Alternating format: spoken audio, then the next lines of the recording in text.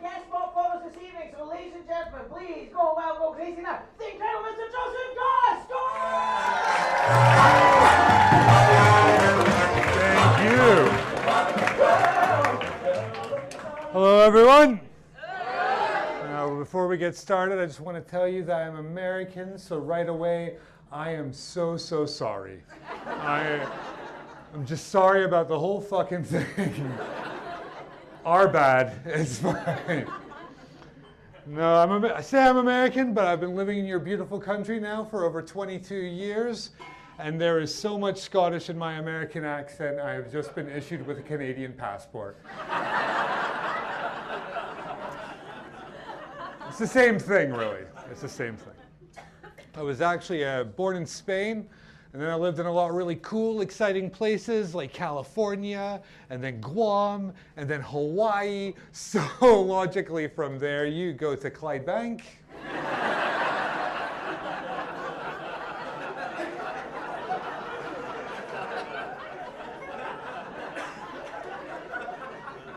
It's not that fucking funny, all right? Have some civic pride. Now, I say I'm American, right? But I've been living here for so long now that I feel more Scottish than anything. Because I've got a Scottish mother. She's from Clydebank. That's why I moved here. My dad's American. That's why I can say I'm American. I actually have dual citizenship.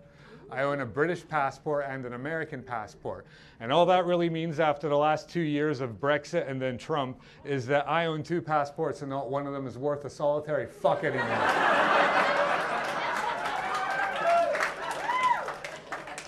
I only voted yes in the Indy ref to get the 3rd passport and complete the hat trick, but I got fucked on that one as well.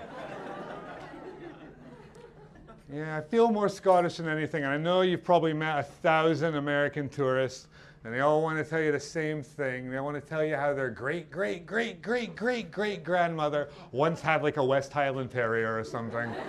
So they're 1/19th Scotch or something like that, right? But they're not, okay? I'm proper Scottish. I've got a Scottish mother, moved here when I was 12, started smoking when I was 13.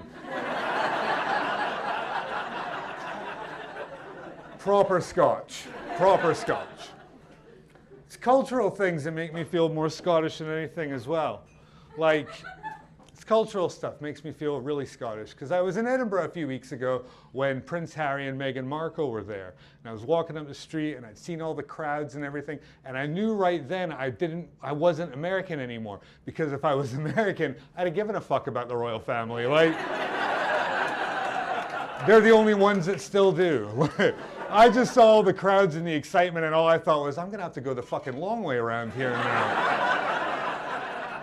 Proper miserable Scottish. And then 2 minutes later, I was angry. I was angry. I was angry for Prince William 2 minutes later, right? I was just looking at this crowd and thinking, see, if I was William, I'd be furious, all right? Because there's Harry out there stealing his thunder. Remember William used to be the cool one? Remember that? Now it's Harry. Harry's the cool royal now. He's got himself a cooler fiance. He's got a cooler haircut.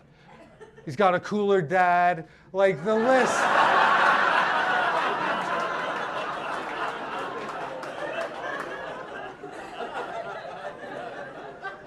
Kid's fucking spoiled is what I'm saying. Like, horrible. I live here in Glasgow now. And that's the warm welcome I always get when I say I live here. Thank you. Thanks, guys. Live out in the East End of Glasgow with my girlfriend. So sorry, fellas. And I feel like as an American who's moved out to the East End of Glasgow, quit smoking, and taken up running, I have single-handedly raised the life expectancy of the area by about 7 months just on my own. Just imagine what we could accomplish if you all joined me. That would be fun. It's good to laugh, man. I like it. I live out in the East End. I'm a barber. You just look at me and think, that's the fucking joke, right, isn't it? We don't cut our own hair. That's not how it works. I'm a barber. I get a lot of the same questions off people every day because only 10% of being a barber is cutting hair. The other 90% is listening to men talk shit anymore. And women can't fucking handle it. You take them back. I don't want to hear it anymore. All the same questions all the time, right? For example, always get asked about my beard. People always ask me when I'm going to shave my beard off. When are you going to get rid of that beard? Beards won't be cool forever. But I can't get rid of this beard for two good reasons. One, my girlfriend doesn't like my real face, so we're stuck.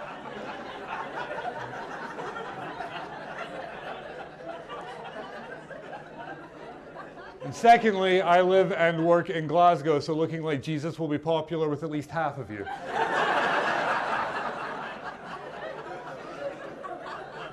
And if you didn't laugh at that, congratulations on not being an entrenched bigot. Well done. Good for you. And because I'm American and because I cut hair, I have to talk about Donald Trump all the fucking time.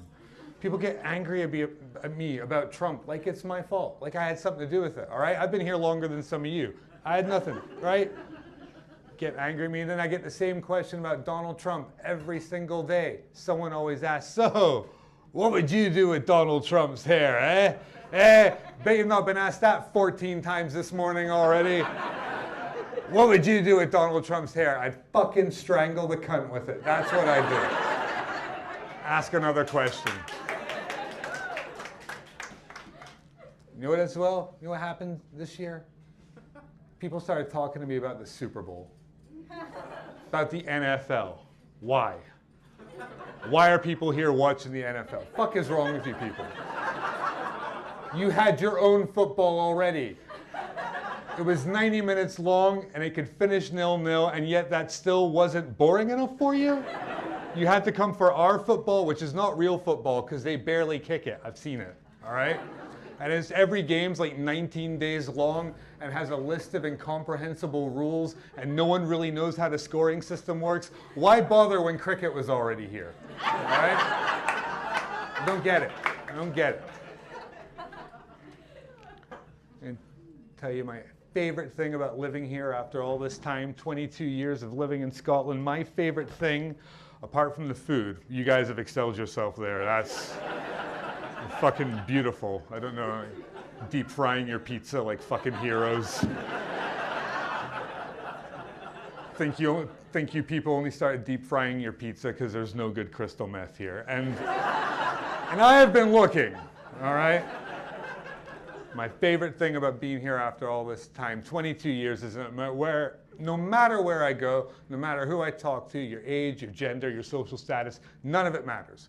Because every single one of you, to a man and woman in this room, have a smart fucking mouth on you, and you always have a smart answer back, and I love it. I love it. It's brilliant. I learned it when I was 18 years old. I was hanging out in Glasgow on my own for the first time, walking down the street, just minding my own business, peeling and eating an orange. Because in Glasgow, fruit is always the punchline. Am I right? Hey, just hand it to you. You're like, fuck's this, pal! And so I'm walking down the street, and this guy asked me for some spare change, right? Now, in 2018, it's not cool to get your kicks making fun of homeless people, right? You can't go around doing that in 2018. So for this joke, let's all pretend it's 2002. Because no one cared. No one cared. It's fine. And let's not say he's homeless, but if he has an online dating profile, it's describing him as outdoorsy. So, of course, the posh woman laughed at the homeless person joke. You still don't genuinely believe they're real, are you? Right. And so he asked me for some spare change. Get ready. And he asked me for spare change. I gave it to him, and then I just went, you know what? Take the orange, right? My gift to you. And he actually fucking took the orange, and he just walked that way down the street, and I walked that way down the street, and I'm feeling good about myself, like I've contributed, right? But I've contributed nothing, because 30 seconds later, that orange plants me square in the back of the head. And now I have an insane homeless man screaming down the street at me, mate, that's not an orange, that's a satsuma.